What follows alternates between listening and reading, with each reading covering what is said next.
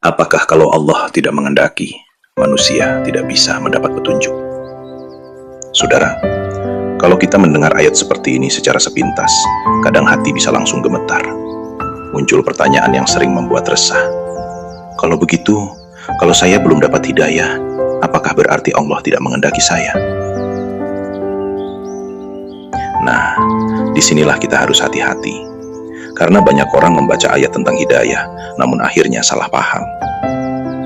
Allah memang berfirman, "Innaka la tahdi man ahbabta, walakinnallaha yahdi man yasha." Sesungguhnya engkau tidak dapat memberi petunjuk kepada orang yang engkau cintai, tetapi Allah memberi petunjuk kepada siapa yang Dia kehendaki. Ayat ini benar, tapi masalahnya banyak orang berhenti di sini. Padahal kalau berhenti di sini, orang bisa salah paham.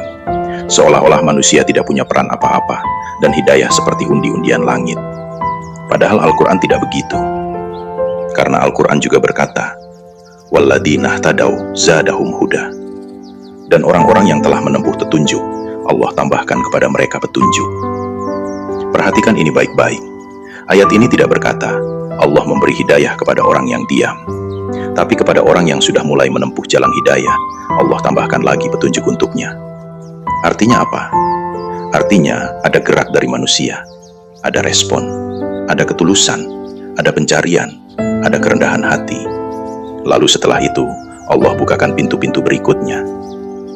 Jadi hidayah itu bukan seperti lotere, bukan acak, bukan pilih kasih buta. Hidayah adalah pertemuan antara hati yang jujur mencari dan rahmat Allah yang membukakan. Bahkan Allah menegaskan lagi, "Falamma zagu azagallahu qulubahum." Maka ketika mereka menyimpang, Allah jadikan hati mereka menyimpang. Lihat urutannya. Bukan Allah lebih dulu menyesatkan mereka, lalu mereka tersesat. Tapi mereka lebih dulu condong menyimpang.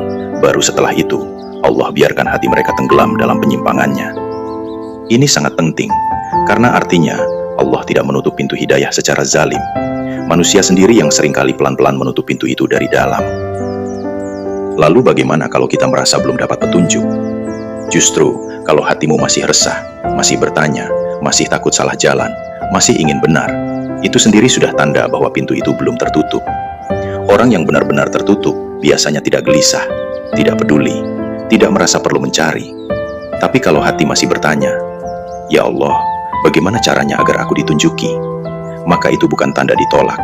Itu justru bisa jadi tanda sedang dipanggil.